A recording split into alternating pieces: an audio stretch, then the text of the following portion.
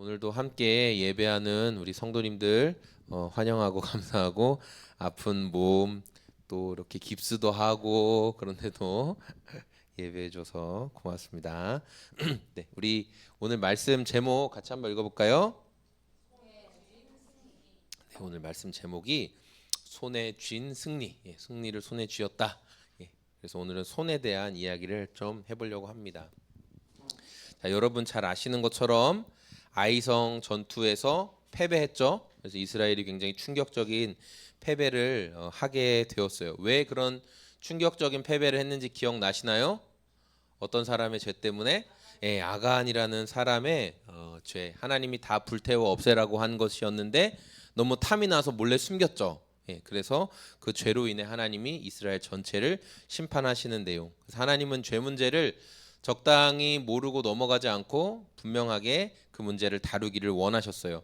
그래서 이 제비 뽑기 방법을 통해서 하나님께서 이스라엘의 아간이라는 사람의 죄를 드러내시는데 12지파 전체 60만 이스라엘 인구 중에 12개의 지파로 나눠져 있는데 그 지파를 다 모아서 이제 뽑기를 시작하는 거예요. 그래서 흰 돌과 검은 돌, 우림과 둠밈이라고 하는 이 돌을 통해서 하나님이 제비 뽑기를 하셨어요. 자, 이렇게 점점 제비뽑기가 진행되면서 아간을 향해 점점 이게 다가오고 있는 거예요. 뭐 흔히 말하는 포위망이 이제 좁혀오기 시작했어요. 그리고 마지막에 뽑았을 때 아간이 너다라는 이 사인이 딱 뽑히게 되었어요. 그래서 아간이 자기의 잘못을 여호수아 앞에 고백을 하고 내가 하나님이 다 태워라고 하셨던 걸 숨겨놨습니다. 제 텐트에 있습니다. 그래서 여호수아가 그 증언을 듣고 이제 증언만 있으면 안 되잖아요. 항상 증거가 필요하죠. 그래서 물증을 찾기 위해 아간의 텐트에 가봐라 했더니 정말 아간의 텐트 안에서 저 멋진 시날산의 명품 외투가 나왔고 그리고 금덩이와 은이 딱 나온 거예요. 아간이 숨겨놨던 게.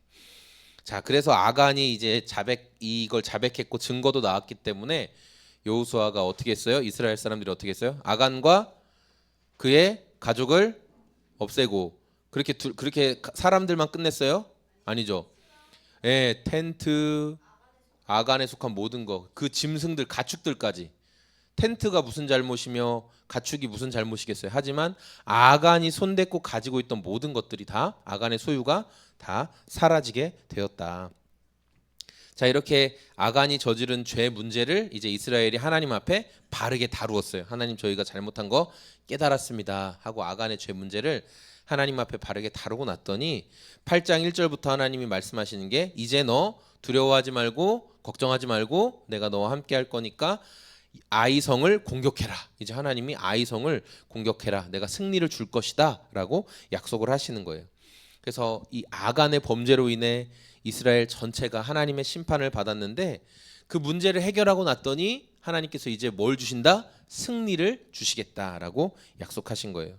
그래서 여러분, 우리가 이 말씀을 통해 알 수 있는 게 뭐냐면 하나님과 우리 사이의 관계가 올바르면, 하나님과 우리 사이에 죄로 인해 막힌 담이 없으면 우리가 겪고 있는 문제가 풀리는 것은 아무것도 아니라는 거예요. 하나님이 일하시기 때문에 하나님과 우리 사이에 죄 문제가 가로막고 있으면 계속 눈치 보게 되죠. 네, 여러분 죄 문제 때문에 눈치 본 적 있어요? 그런 적 있죠? 네, 맞아요. 하지만 이 죄 문제가 하나님과 나 사이에 이 죄 문제가 해결되면 눈치 볼 필요가 없는 거예요. 그리고 하나님이 내 문제와 어려움을 풀어가시는 것들을 경험하게 된다는 것이죠. 자, 오늘 1절 말씀, 8장 1절 말씀 우리가 읽진 않았지만 지금 아이성과 싸움을 시작한 상태예요? 아니면 시작하기 전이에요?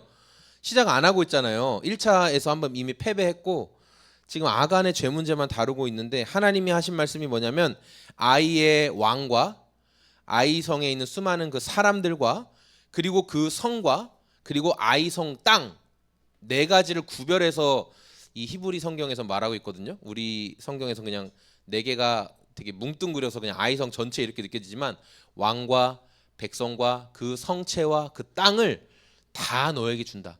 그러니까 아이성을 온전히 다 너에게 준다. 네 손에 넘겨주겠다. 이렇게 하나님 말씀하셨어요. 그러니까 이 약속은 뭐냐면 이번 싸움은 이미 이긴 전쟁이다. 싸움 해보나 마나다. 내가 반드시 이기게 한다. 싸움 시작하기도 전에 이미 이겼다라고 말씀하시는 거예요. 이 말이 뭐냐? 저와 우리 삶 속에서 하나님과 바른 관계 안에 머물러 있는 것이 너무 중요한데, 저는 이게 가장 중요하다고 생각하는데, 이렇게 우리가 하나님과 바른 관계 안에 머물러 있으면 하나님께서 일을 풀어가시고 문제에 대한 답을 보여주시는 분이다라는 것을 우리가 알 수 있죠. 특별히 오늘 8장 말씀을 통해서 주님과 올바른 관계 안에 있을 때 어떠한 답을 발견할 수 있는가. 그 첫 번째가 승리의 전리품.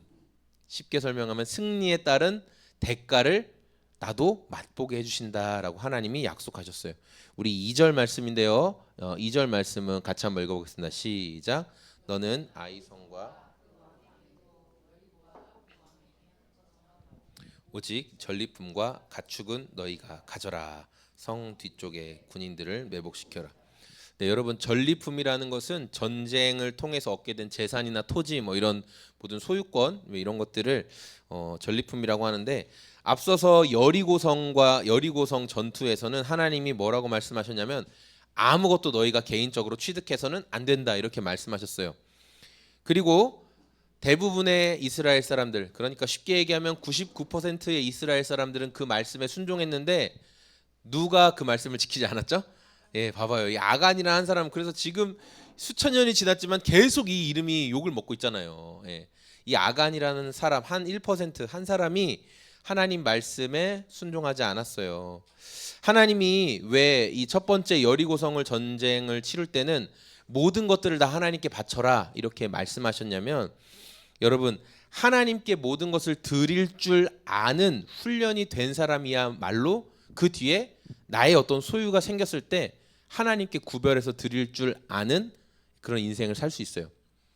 하나님께 드려보지 않은 사람은 뭘 드리는 게 너무 어려워요. 너무 힘들어요. 왜냐하면 그 훈련이 안 되었기 때문에. 그래서 하나님께서 이 여리고성 전투를 통해서 먼저 이스라엘이 배우게 하기를 원하셨던 것은, 이 모든 전쟁의 주도권이 나에게 있고 승리 이후에 너희가 얻게 된 그 성에서 얻게 된 보물과 이런 것도 다 나에게 바치는 훈련을 해라. 아까워하지 말고 나에게 다 바치는 훈련을 해라. 하나님이 먼저 이렇게 훈련의 기회로 삼으신 거예요. 하지만 아까 말한 것처럼 아간이 그것을 제대로 순종하지 못했고 이제 이스라엘이 하나님 앞에 심판받게 된 상황에 놓였어요. 근데 이제 하나님께서 이 문제를 다시 다루셨고, 그리고 아간에 숨겨놨던 모든 것들을 처리하고 아간의 죄 문제를 해결했더니, 하나님께서는 이번에는 아이성 전투에서는 앞서 여리고성 전투와는 달리 아이성에서 빼앗은 물건과 또 짐승들은 너희가 가져도 좋다. 이렇게 약속하신 거예요. 여러분, 하나님과 관계가 회복되면 이렇게 예상치 못한 선물을 경험하게 된다.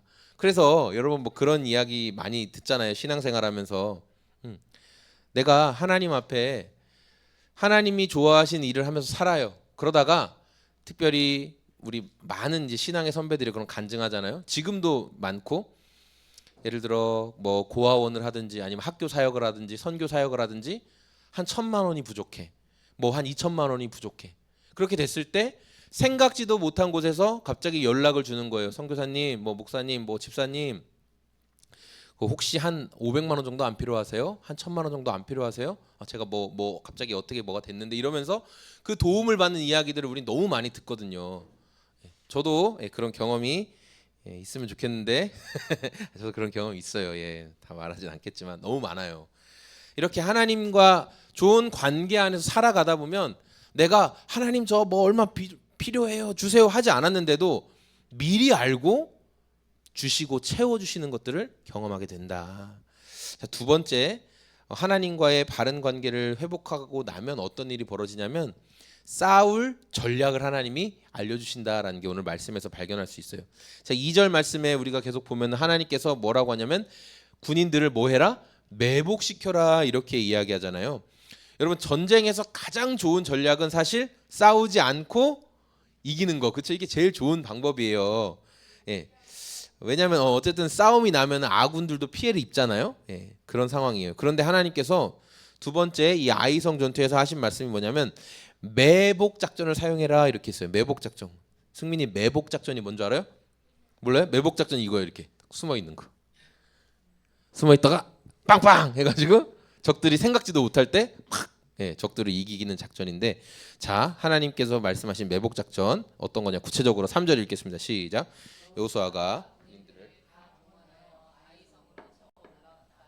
여호수아는 용사 3만 명을 뽑아 밤을 틈타 보내면서, 자, 여호수아가 3만 명의 군사를 뽑았대요. 우리 이전에 아이성 공격할 때는 한 3천 명 정도만 이렇게 뽑아서 가면 됩니다 이렇게 얘기했는데, 이번에는 여호수아가 아니다. 정말 하나님께서 말씀하신 대로 우리 군사들을 다 동원해서 싸울 거다. 그러면서 3만 명의 군사를 아이성 뒤편, 아이성의 뒤쪽에 몰래 밤에 이제 숨겨놨어요. 근데 여러분, 이 매복 작전이라는 거는 어떤 거냐면, 사실은 군사적으로는 숫자가 적은 쪽에서 사용하는 게 매복 작전, 게릴라전이에요. 저쪽에 적들이 숫자가 너무 많고 우리가 적은데 효과적으로 하려면, 그렇죠? 숨어 있다가 잠깐 공격하고 또 도망가고, 어디 숨어 있다가 공격하고, 그래서 이 전쟁 속도를 늦추거나 하는 거. 그래서 초반에 뭐 우크라이나랑 러시아 전쟁에서 우크라이나가 이 게릴라전을 많이 활용했잖아요. 러시아가 워낙 막 밀고 들어오니까. 자, 이런 것처럼 숫자가 많은 쪽에서는 사실 사용하지 않는 방법이에요. 숫자가 많은 쪽은 막 그냥 밀어붙여서 빨리 전쟁을 끝내려고 하는 거죠. 그런데 하나님께서는 숫자가 훨씬 많은 이 이스라엘 사람들에게 매복 작전을 써라 이렇게 말씀하신 거예요. 그러니까 이건 사람이 생각한 방법이에요? 사람이 생각하지 못한 방법이라는 거죠. 아이성 사람들은 이제 이스라엘이 한번 우리한테 패배했으니까 저렇게 끝나지 않을 거라고는 생각했어요. 그래서 아이성 사람들이 뭐 군사들 다 해봐야 1,000명에서 2,000명 정도밖에 안 되니까, 그래서 어떤 계획을 세웠냐면, 우리 바로 근처에 베델이라는 베델 성이 있고, 이제 그냥 치면 다른 나라인 거죠. 다른 족장, 다른 나라인데, 저 베델 왕이랑 연합을 해서 이스라엘이 치러 올라올 때 우리가 맞서자. 숫자적으로 좀 우리도 이렇게 준비를 하자. 이런 마음을 가지고 있었어요. 그래서 베델과 연합을 했는데, 근데 하나님께서는 이 아이성을 이스라엘이 숫자로 정면 공격하는 것이 아니라 베델과 아이성 사이에 3만 명의 군인들을 매복시키는, 숨어있게 하는 작전을 사용하신 거죠. 그리고 12절 말씀에 보면 여호수아가 이 3만 명에 또 5천 명을 더 추가해서 3만 5천 명의 군사들을 준비시키는 내용이 등장을 하고 있어요. 그리고 그 3만에서 3만 5천 명의 군사들은 여호수아가 성을 공격해라라는 그 공격 개시만 바라보고 있는 사람이었어요. 여러분, 하나님과 올바른 관계 안에 있으면 사람이 생각지 않았던, 사람이 기대도 안 했던 방법을 통해 문제에 대한 답을 보여주신다라는 것을 우리가 말씀을 통해 알 수 있습니다. 자, 이제 여호수아는 이제 3만 5천 명의 군사들은 잘 매복 숨겨놓고, 그리고 나머지 군사들을 모아서 어떻게 했냐, 아이성에서 잘 보이는 쪽에 이제 텐트, 군사 텐트를 치고 이렇게 싸울 준비를 하는 것처럼 보이게 했어요. 자, 우리가 이 아이성 이야기를 처음 시작할 때 이 아이성은 산 쪽에 있다고 했어요? 아니면 땅 쪽에 낮은 곳에 있다고 했어요? 혹시 기억나세요? 맞아요. 산 쪽에 한 거의 800m 이상 굉장히 높은데 아이성은 위치하고 있다고 했어요. 그러니까 위에서는 아래가 잘 보이죠. 위에서 아래가 잘 보여요. 그래서 지금 여호수아는 일부러 아이성에서 사람들이 계속 이렇게 주시하고 있으니까 잘 보일 수 있는 작전을 사용했는데, 우리 14절 말씀 같이 한번 읽어보겠습니다. 시작. 아이성의 왕이 여호수아의 군대를 보고 서둘러 일찍 일어나서 이스라엘과 맞서 싸우려고 모두 아라바 앞에 싸움터로 나아갔다. 그러나 그는 성 뒤에 그를 칠 복병이 있는 줄을 미처. 네, 아이성 사람들은 어떻게 생각했냐면은, 이제 이스라엘이 엄청나게 많은 숫자를 동원해서 우리를 치러 오겠지라고 생각을 했어요. 자, 여기 아이성 지도를 나오는데, 여기가 베델이고 이제 여기가 아이성인 거예요. 이렇게 높은 위치에 있죠. 산에 높은 823m 위에 있다 보니까 이 위에선 아래가 굉장히 잘 보이겠죠. 그래서 여호수아가 여기에 한 팀, 그리고 베델과 아이성 사이에 또 한 팀, 이렇게 두 팀을 준비를 해놓고 먼저 성 위에서 자신들을 보고 있는 아이성의 군사들에게 잘 보일 수 있도록 이 북쪽에 이렇게 자기가 진을 펴놓고 있는 거예요. 그리고 막 금방이라도 공격을 할 것처럼. 그러니까 아이성 사람들이 온통 거기만 보고 있겠죠. 저놈들 언제 쳐들어오나. 그리고 그렇게 하고 있을 때 몰래 한 팀을 베델과 아이성 사이에 이렇게 매복 작전을 세워놨던 거예요. 자, 아이의 왕이 이 껌껌할 때는 싸우기가 어렵잖아요. 그래서 날이 밝는 대로 좀 이제 해가 떠서 이제 사물을 분간할 수 있는 즉시 이제 이스라엘과 싸우기 위해 나아간 거예요. 왜냐하면 이스라엘이 계속 전쟁을 더 잘 치를 수 있도록 시간을 주면 안 되잖아요. 그래서 적들을 발견하고 즉시 이제 싸우러 나가자 하면서 출격하고 이제 막 이제 성문을 열고 나가는 거예요. 이미 한 번 이겨봤으니까 두 번째도 우리가 반드시 이길 거다라는 생각으로 막 나왔어요. 그리고 아이성 왕은 이미 바로 옆 나라 베델과도 우리가 협력해서 싸우자 이런 계획도 다 짜놨기 때문에, 그리고 이스라엘 놈들이 아마 숫자적으로 많이 이번에 치고 올라오겠지라는 계획을 다 세웠기 때문에 그래서 위에서 아래를 막 내리쳐서 끝내려고 생각을 했죠. 자, 기세등등하게 아이의 왕이 그리고 군사들이 이렇게 막 싸우러 이제 나오는 거예요. 자, 그럴 때 이스라엘이 어떤 반응을 했냐, 우리 18절 말씀 읽어보겠습니다. 시작. 여호수아와 이스라엘 온 군대가 네, 아이 왕의 예상대로 이스라엘이 막 두려워하면서 이제 또 도망가기 시작하는 거예요. 여러분 이제 한번 해본 일은 두 번째 하긴 더 쉽잖아요. 그러니까 아이성은 아이의 왕과 아이의 군사들은 이미 이스라엘을 한번 완전히 쫓아내는 일을 해봤기 때문에 이번에는 더 쉬웠어요. 우리가 완전히 기세를 잡았다. 이 전쟁은 그냥 해보나 마나다 하면서 이스라엘을 추격해라. 이번에 완전히 없애버리자 하고 막 추격하기 시작하는데 아이 왕은 이 정도는 안 되겠다. 완전히 끝내야 되겠다 생각을 해서 성 안에 남아있던 군사들한테까지 다 추격해라 이렇게 얘기한 거예요. 한 명도 남지 말고 다 추격해. 싸울 수 있는 모든 사람, 무기들 만한 힘 있는 사람은 다 가. 지금 이스라엘 지금 무서워 도망가잖아 하면서 성 안에 있는 모든 사람들까지 다 내보냈어요. 이제 승부수를 건 거죠. 그리고 아이의 군사들이 정신없이 이스라엘을 막 추격하는데 갑자기 정신이 딱 들었어요. 보니까 아니 우리 성이 지금 저렇게 멀리 떨어져 있나? 라는 뒤를 돌아보니까 그런 생각이 들 때쯤이었어요. 자, 그때 우리 18절 말씀이죠. 읽어보겠습니다. 시작. 주님께서 여호수아에게 말씀하셨다. 내가 쥐고 있는 단창을 들어서 아이 성 쪽을 가리켜라. 내가 그 성을 내 손에 넘겨준다. 여호수아는 들고 있던 단창을 들어 아이 성 쪽을 가리켰다. 여호수아가 이제 뭐 엄청 긴 건 아니고 그래도 좀 꽤 긴 창을 들고 있는 거예요. 제벌린이라고 하는 짧은 창을 던질 수 있는 그런 창인데, 자, 이 창을 들고 있는데 이제 하나님이 지금이다, 지금이 그때다, 신호를 보내라 이렇게 하니까 여호수아가 창을 착 들어가지고 아이성 쪽을 딱 이렇게 가르쳤어요. 자, 바로 지금이야 하고 딱 가르치니까 이제 아이성 뒤쪽에 매복해서 숨어있던 3만에서 3만 5천 명의 군사들이 즉시 1초의 망설임도 없이 전광석화 같이 번개처럼 여호수아가 손을 뻗음과 동시에 성 안에 팍 들어가 버린 거예요. 그래서 아주 유기적으로 조금의 망설임도 없이 딱 성 안에 번개처럼 들어가 버렸어요. 그리고 이미 문이 활짝 다 열려 있었기 때문에, 그리고 지키는 군사들이 없었기 때문에 우리가 흔히 말하는 피 한 방울 안 흘리고 들어갔다. 무혈 입성을 했죠. 들어가서 성을 차지했어요. 그리고 곳곳에 막 불을 지르는 거예요. 혼란스럽게 만들어야 되니까 막 불을 지르고, 그리고 성은 금세 불타기 시작했고 하늘 높이 이제 연기가 막 피어 올랐어요. 자, 우리 20절 말씀도 읽어보겠습니다. 아이성 사람들이 뒤를 돌아보니 연기가 그 성에서 하늘로 치솟고 있었다. 그들은 어느 곳으로도 도망할 수 없게 되었다. 광야로 도망하는 척하던 이스라엘 군대는 뒤쫓던 사람들에게로 돌아섰다.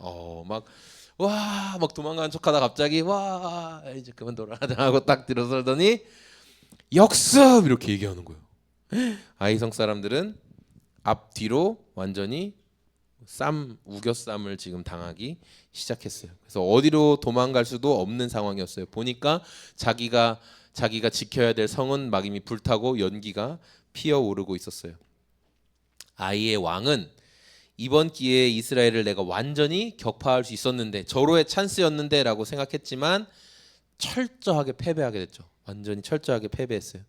저는 이것을 통해서 하나님의 전략을 사람이 어떻게 계획했을지라도 이길 수 없다라는 것을 우리가 말씀을 통해 이제 발견할 수 있다는 거죠. 자, 오늘 말씀을 정리할 건데, 하나님께서 아간의 죄 문제를 다룬 이후에 이스라엘에게 큰 승리를 경험하게 해주셨어요.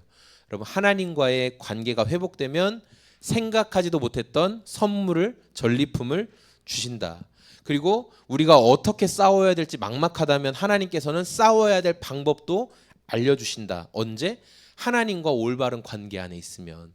그러니까 하나님과 올바른 관계가 승리를 여는 열쇠다라는 것을 여러분 기억했으면 좋겠어요. 저는 특별히 오늘 말씀을 보면서 하나님께서 여호수아에게 주신 약속, 이 표현들을 좀 주의 깊게 봤는데, 죄를 올바로 다루고 난 뒤에 하나님께서 여호수아에게 하셨던 말씀이 뭐냐면, 적들을 너의 손에 넘겨준다는 거예요. 네 손에 적들을 넘겨준다.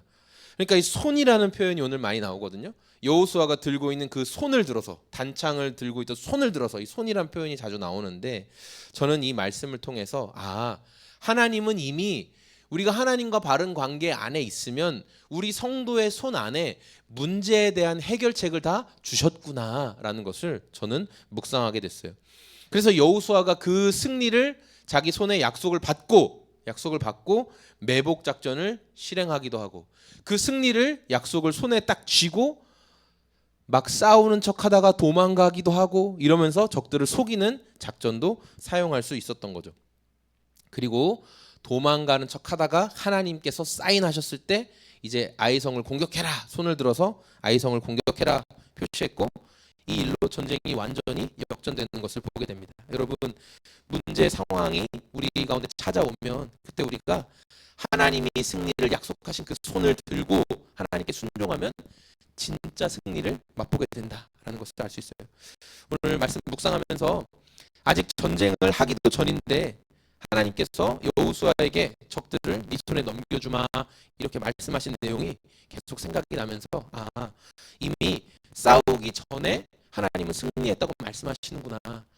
하나님과의 관계가 회복되니까 네가 싸우지 않아도 이길 거다라고 하나님이 말씀하시는구나라는 것을 깨닫게 됐어요.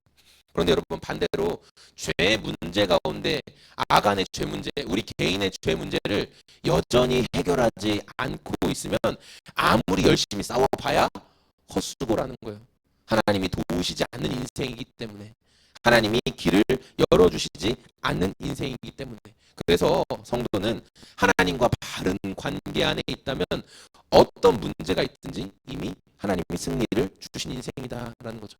여러분, 하나님과 바른 관계 안에 있다는 게 그럼 뭐예요? 그건 하나님께서 보내신 예수님을 나의 구원자와 주님으로 영접하는 거. 이게 하나님과 바른 관계 안에 있다라는 거죠. 예수님을 나의 구원자와 나의 주님으로 영접한 사람은 그래서 이미 승리한 사람이다라는 거예요. 예수님을 영접한 사람은 어떻게 되냐? 나의 과거의 죄, 현재의 죄, 미래의 죄까지 다 용서받은 사람이에요. 과거, 현재, 미래의 모든 죄까지 다 용서받았어요. 그래서 우리가 미래의 죄까지 용서받았기 때문에 천국에 가는 거예요. 아버지의 나라에 가게 되는 거죠. 왜 우리가 그렇게 될 수 있냐면, 예수님이 모든 죄 문제에서 승리하셨기 때문에 예수님을 믿는 사람에게도 그 혜택을 주시겠다, 그렇게 말씀하셨어요. 어제 밤에 저희 집에 좀 어떤 일이 있었어요. 자녀들 가운데 어떤 일이 있어서 굉장히 많이 혼나고 아주 크게 혼나는 일이 있었는데, 그런데 제가 그 상황을 이렇게 진행하면서 저에게 하나님께서 주신 생각이, 이것을 자녀들을 혼내고 그냥 끝내는 게 아니라 여기서 자녀들에게 예수님을 소개하고 예수님을 영접할 수 있게 해야 된다라는 그런 마음을 주셨어요. 그래서 저희 아이들이 잘못한 것을 하나님 앞에 기도하고, 그리고 예수님, 제가 이렇게 회개하고 이제는 제 마음 가운데 예수님이 주인이 되어 주셨으면 좋겠어요, 그렇게 기도했어요. 어제 영접 기도한 사람 있죠? 누굴까요? 영접 기도한 사람 자신 있게 손 한번 들어보세요. 네, 감사합니다. 로우님, 성도님 이미 영접 기도를 했고, 어제 로이가 예수님을 영접했거든요, 자기 죄를. 근데 정말 신기한 게 바로 안 되더라고요. 자기가 잘못한 걸 알아요. 그런데 이제 이 잘못한 걸 하나님 앞에 고백하자 그렇게 얘기했는데 말을 못 하는 거예요. 그래서 처음에 하나님 이렇게 부르고 얘기하면 돼 이렇게 알려줬는데 하나님은 하는데 막 눈물은 흘리는데 말이 안 나오는 거예요. 그래서 로이야 예수님 하고 일단 얘기하자. 예수님 잘 따라해요. 예수님 네가 잘못한 걸 예수님이 도와주실 거야. 한번 이야기해봐. 그러니까 고민하다가 이제 이야기하는 거예요. 제가 이런 잘못을 했어요. 예수님 저를 용서해 주세요. 그렇게 하고 거기서 끝내면 안 돼요. 그리고 그 예수님이 우리 안에 함께 해주시기를 영접해요. 초대해야 돼 예수님을. 그래서 예수님을 초대하고 맞아들이는. 어제 영접기도 잘 하셨어요. 그래서 확실해요 이로희 성도님? 네 맞아요. 내가 어떠한 마음으로 했느냐 그거보다 약속을 믿고 하면 되는 거예요. 그리고 예수님을 영접했어요. 여러분 그 예수님을 영접하면 어떻게 되냐? 과거, 현재, 미래 모든 죄 문제를 예수님이 다 용서하신다고 분명하게 우리에게 약속하셨어요. 예수님이 승리하셨기 때문에 예수님이 이루신 승리를 너에게도 준다 이렇게 약속하셨어요. 그래서 우리의 손이 문제의 상황 앞에서 우리의 손이 예수님의 도우심을 요청하고 그분을 의지하면 예수님은 우리도 예수님이 다 이루신 승리를 우리의 손에 넘겨주셨기 때문에 우리가 손을 들어 기도해 예수님 저에게 주신 예수님의 이름 승리의 약속을 믿고 제가 기도합니다 하면 예수님께서 우리에게 길을 보여주시고 승리의 걸음으로 인도해 주신다는 거죠. 그래서 여러분 오늘 이 말씀을 보니까 여호수아가 패배한 척하면서 도망가죠. 패배한 척하면서 도망가요. 세상을 살아가다 보면 예수님을 믿는 사람들은 바보 같아 보이고 예수님을 믿는 사람들은 어리석어 보이고. 네, 그래서 저는 이제 우리 로운이가 나와서 이렇게 몸 찬양할 때 제가 너 이번 주도 몸 찬양해 안 하면 진짜 너 달란트 다 뺏어 버릴 거야. 그런 말 한 적 있어요 없어요? 단 한 번도 없어요. 항상 이야기하는 게 뭐냐면 네가 하나님 앞에서 반응하고 싶으면 나와서 몸 찬양해라. 사람들이 너를 어떻게 보든지 네가 하나님 앞에 예배하는 거니까 네가 부끄러운 마음이 들면 뭐 하지 마라. 그러나 나는 내가 부끄러운 마음이 아니라 나 하나님 높여드리고 싶은데 그럼 네가 하면 된다. 그렇게 이야기하거든요. 세상 사람들이 보면 되게 웃길 것 같아요. 저는 근데 매번 그 생각해요. 믿음이 없는 사람이 보면 되게 웃길 것 같다. 우리가 예배 드리는 것도 그렇죠. 믿음이 없는 사람이 보면 되게 이상할 것 같아요. 일요일날 나가서 뭐 하나 저 인간들. 저는 길거리에서 혼자 찬양하는 걸 많이 좋아했는데 어느 순간 잘 못하게 됐어요. 그런데 항상 제 마음에 소망이 있어요. 그냥 길거리에서 찬양하고 예수님 소개하고 싶은 마음이 늘 있어요. 근데 그때 욕도 많이 먹었어요. 경찰에 신고도 당한 적도 있어요. 경찰이 와가지고 그런 적도 있었거든요. 구리에 있을 때. 근데 제가 경찰 아저씨한테 얘기했죠. 아 그럼 내가 스피커 안 쓰고 그냥 얘기하겠다. 그럼 되지 않냐? 그러니까 경찰이 그건 못 막거든요. 1인 시위랑 똑같은 거라서 그러니까 아 그럼 알겠습니다. 그냥 갔어요 경찰이. 근데 사람들이 볼 땐 진짜 이상하죠. 뭐 하는 거지? 막 어리석게 느껴지죠. 그러니까 그 말이 뭐냐면 패배한 듯 보이는 거예요. 어리석고 패배한 듯 보이는 거예요. 그런데 여호수아가 패배한 듯 도망갔지만 그게 패배였어요? 아니에요. 진짜 승리가 그 손에 있었기 때문에 지는 것처럼 보였지만 완전히 이겼다고요. 그런 것처럼 우리에게 이미 승리하신 예수님의 약속이 있기 때문에 우리가 그 약속을 붙들고 살아가다 보면 다른 사람들이 볼 때 조금 어리석어 보이네, 바보 같아 보이네, 신앙을 가지고 있는 사람들 멍청해 보이네 그런 생각이 들겠지만 아니에요.